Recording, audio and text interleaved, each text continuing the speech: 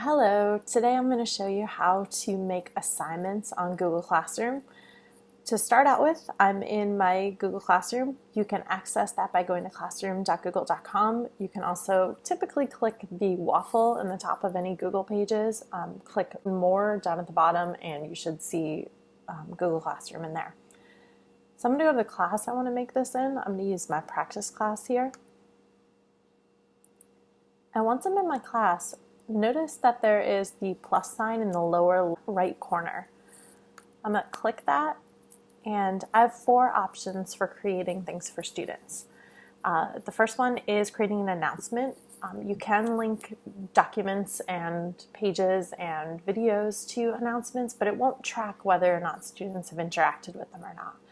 The second one is creating an assignment. An assignment lets you link documents and videos and all that same stuff, but it tracks whether or not students have done anything with the link. And that's the one we're going to do today. But the other one that you can use is create question. And a question has 2 different modes. So you can ask your students a question, have them answer the question, and make it so that the students can't see the other responses from their classmates. Or you can make it behave like a discussion board, where students can see each other's posts and reply to each other's posts. So that's a differentiation between the 2 kinds of questions you can make. The last option is reusing posts. So if you know you're going to ask a question over and over again because you use it as an exit ticket or you use it as a warm-up, you can reuse those same posts and not have to recreate posts every time. But today we're going to focus on create assignments. So I'm going to click the assignment button. When you create an assignment, you need to give it a title.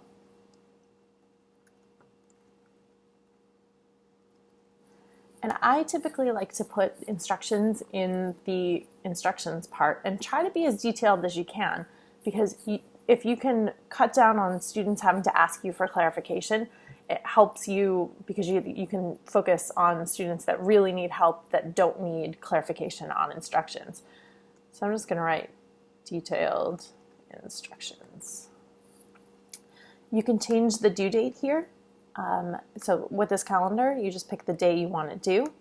You can also choose a time to have the assignment due, but you can also turn this whole thing off. And sometimes that can be really good for students. If you have something that you want students to look at or you want students to work on, but there isn't necessarily a due date to stress them out, especially if you have kids that get really caught up in due dates, you can just turn that off.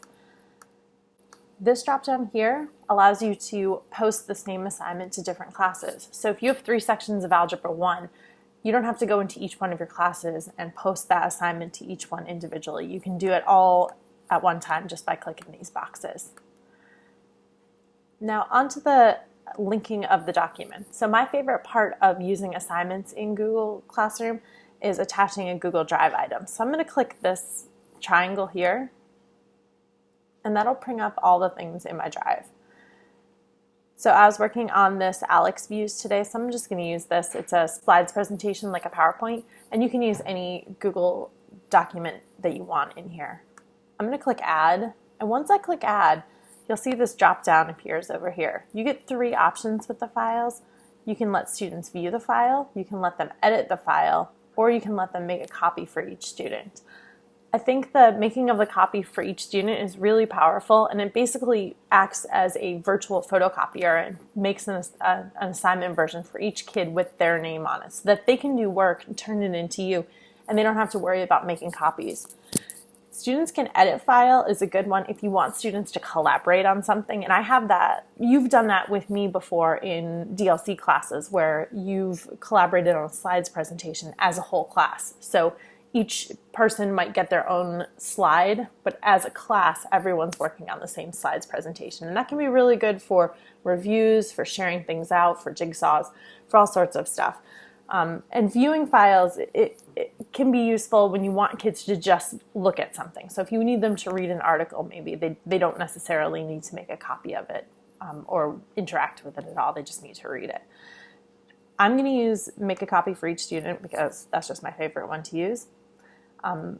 Down here, there are some other options that we didn't use right now. This one is just to attach a file. So if you don't have something in your Google Drive, you can use that, upload a file. So if you have it saved on your computer, maybe you've made a worksheet or something in software that your students don't have access to, you can definitely upload those so that your kids can use it. This icon is to link a YouTube video. So if there's a YouTube video, maybe there's a Khan Academy video or a video of an experiment or something, you can link that. You can also attach a link to just a website. It's completely up to you. You can add anything you want. And a nice thing to know is that you can add multiple files to the same thing. So within this one assignment, you need your students to watch a YouTube video. Let's say it's algebra. But I'm just going to link this video. So the instructions are watch video and complete work. Students will know that they're going to use this video first and then they're going to complete the work. So you can have both of those assignments and you can add more items to your assignment as well. Once you're finished with it, you have sort of options. You can click assign and it'll assign it right now. You can also do this drop down and click save draft.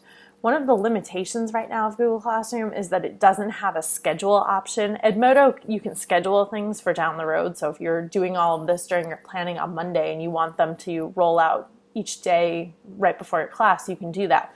Google Classroom does not have that yet. So you can do all of the work, click save draft, and then right before your students come in, you could go in and post it real fast. It's not optimal, but it's sort of a workaround for that lack of scheduling. So if you click assign, it'll take a little bit to assign, and it tends to take longer if you use the students make a copy for each student, just because it has to create it for each one. I only have 2 people in my class, so it doesn't take as long. But if you're doing this especially for 2 or 3 classes and you have 20 or 30 kids in a class, it can take 45 seconds or a minute. So don't feel like there's something wrong if it takes a little bit. Once that happens, you'll see that it'll be on the stream and it will show you how many students have done the work and how many have not done the work. When students come in, they'll see something very similar, but when they click in here, they'll see the file to do the work, whereas you see the names of the students that are in your class. Once students have done the work, you'll be able to click on these tiles right here and see what they've done. And in order to send the files back to them, you're going to give them a score. By default, it'll say 100 here, but you can change this to anything you want. Once you have the point value set, you can give your students grades like this. Once you add the grade here, you'll see a check show up here, and you want to click return. Once you click return, that sends the files back to the students so they can access it and they can revise things and send you notes back and forth. I hope this is helpful in showing you how to create assignments on Google Classroom. As always, if you have questions, please reach out to me. I'm always glad to help you, and I can't wait to work with you again.